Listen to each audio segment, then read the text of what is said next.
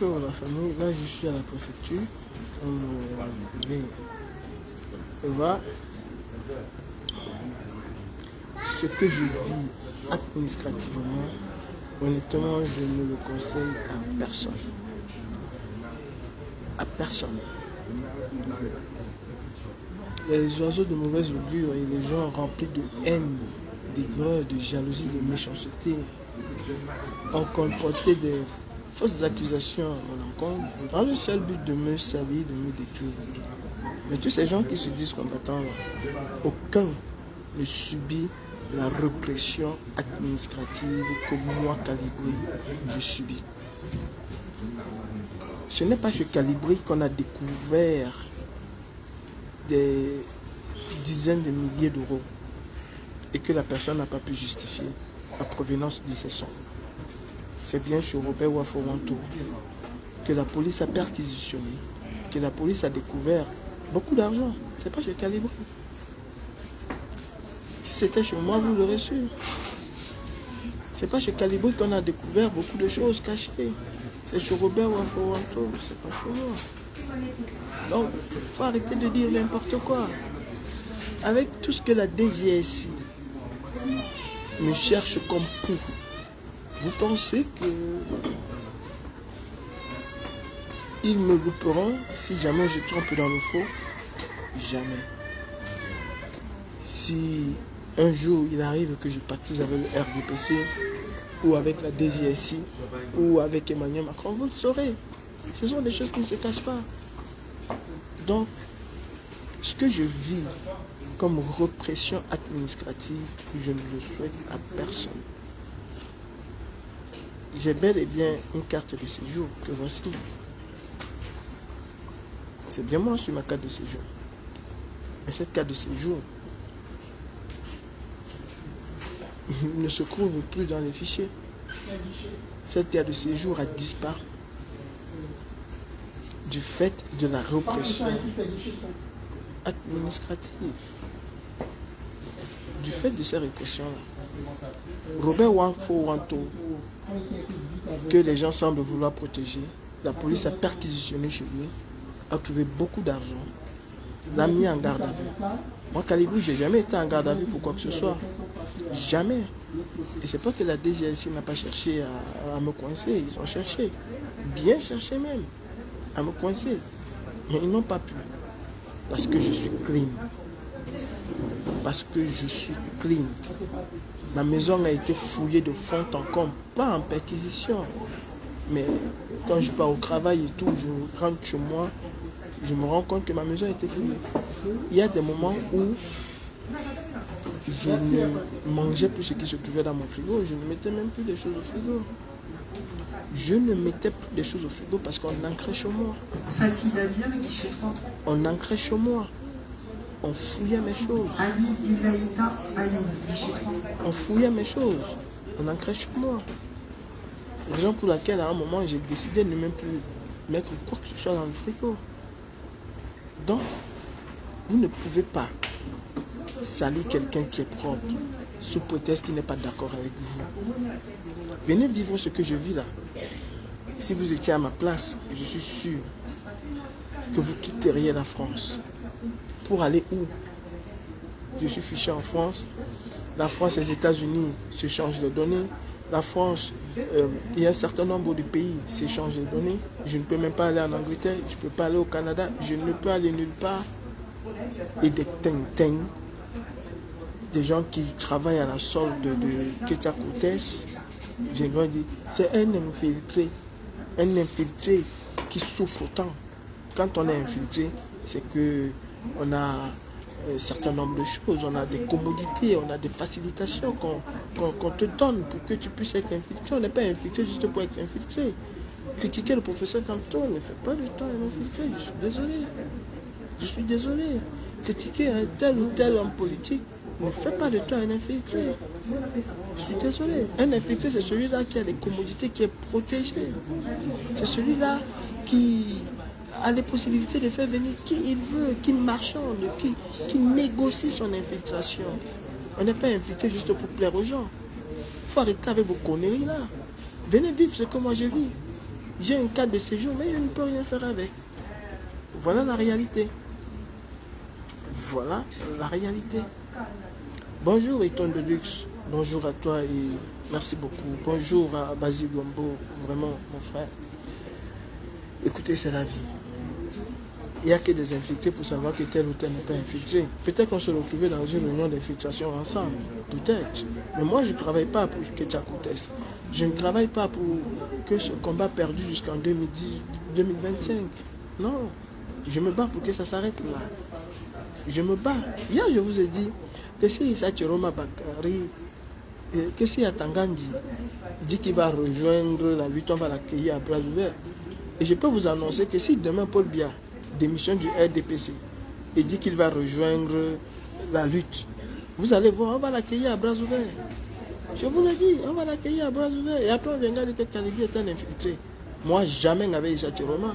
Ce sont les vendus de la République. Moi, Kalibri, jamais n'avais Bello Bouba Maïgari. Si le Cameroun est là où ça se trouve là, c'est Bello Bouba Maïgari et Issa Chiroma. Ce sont eux. Si le Cameroun est là où ça se trouve, c'est bien Paul Biya à Tangandi que les gens espèrent voir de tout cœur qu'ils vont rejoindre la lutte.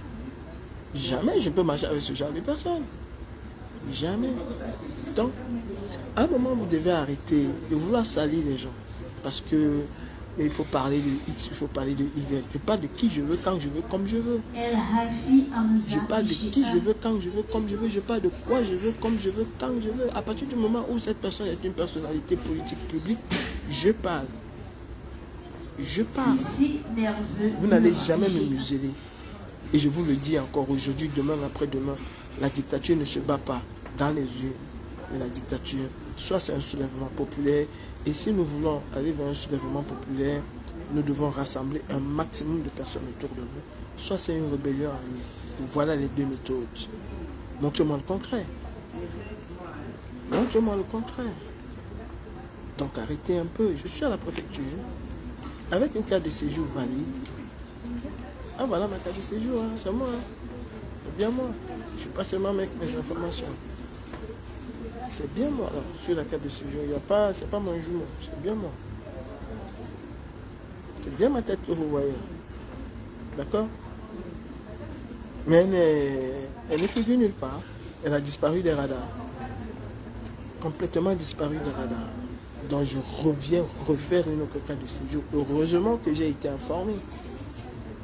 Heureusement que j'ai été informé. Imaginez-vous que je n'avais pas été informé.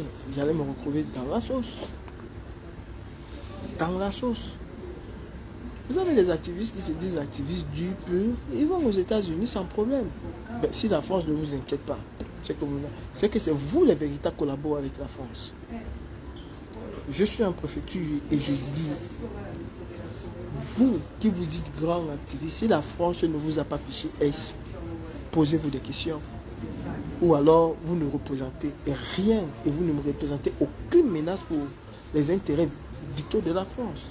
Moi, Kalibri, je représente une menace pour les intérêts vitaux de la France. C'est écrit noir sur blanc par la DGSI. Noir sur blanc, couché sur un papier. Pourquoi la France ne vous menace pas?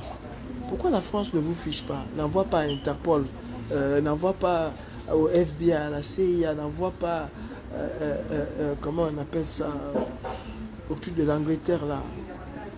Pourquoi ils ne vous fichent pas? Parce que vous n'êtes rien en réalité. C'est ça la différence entre vous et moi.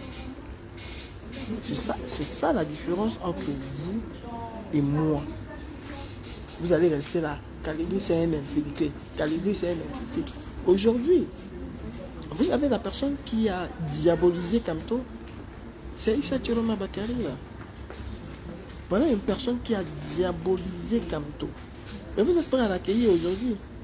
Parce que vous pensez que c'est Issa Chiroma Bakari qui va changer les choses au Cameroun. Parce que vous pensez que c'est Issa Chiroma Bakari. Mais là, c'est vraiment... vous êtes dans un déni total. Qui a diabolisé le plus le professeur Kamto? Qui a participé à déconstruire l'image, à habiller Kamto d'un habillage hideux? C'est bien le RDPC et avec à la tête le ministre de la Communication, Issa Chiroma Bakari, suivi par son remplaçant, qui a déconstruit, comment on appelle ça, l'opposition camerounaise, qui l'a décricoté. C'est bien Issa Chiroma Bakari, non? Qu'aujourd'hui vous semblez aduler parce que vous espérez que Issa Chiroma va rejoindre la lutte. Et ça se dit combattant, incapable de conscientiser un peu. Mais nous sommes franchement, vous savez, je ne regrette rien, absolument rien, de toutes les choses que j'endure. Je ne regrette rien. Je ne regrette pas de m'être mêlé dans ce combat. Je ne regrette pas. Mais vous allez le savoir, que vous l'acceptez ou pas, je suis le précurseur de ce que nous vivons là aujourd'hui. Je n'ai pas honte de le dire. Quand moi j'étais dans les rues de Paris, vous étiez en train de danser, de manger, de boire. Quand moi je dénonçais Issa Chiroma Bakari qui disait que les enfants qui sont morts au nord du Cameroun, tués par l'armée camerounaise, étaient des Maliens, vous n'étiez pas là pour marcher avec nous. C'est pour ça que Suzanne Bara peut faire n'importe quoi et j'aurai toujours un grand respect pour elle. Toujours un grand respect pour elle. C'est moi, Calibri, c'est mon cœur, c'est ma détermination qui vous a poussé à être dans les rues, à faire ce que moi je fais aujourd'hui. Les aînés l'ont fait, Brice Nietzsche et les autres l'ont fait, mais je suis allé au-delà. J'ai industrialisé les opérations coup de poing dans la lutte camerounaise. Je l'ai industrialisé, je l'ai révolutionné, je l'ai perfectionné.